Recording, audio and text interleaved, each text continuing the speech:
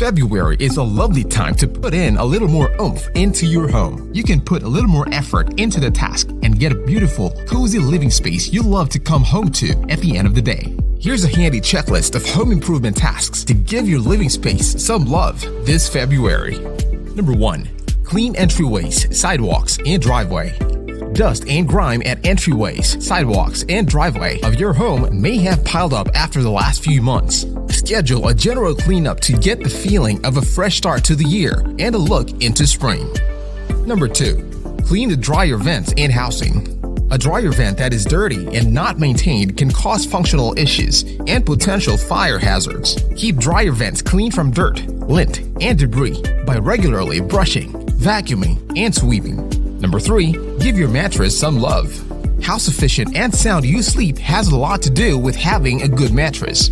Keep your bed mattress in shape by flipping and rotating regularly, and prevent bacteria and harmful allergens by using a mattress cover.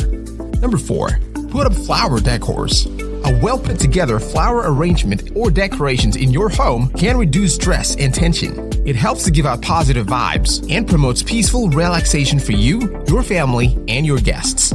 These are some simple home improvement tasks you can tackle to give your home a lovely lift this February.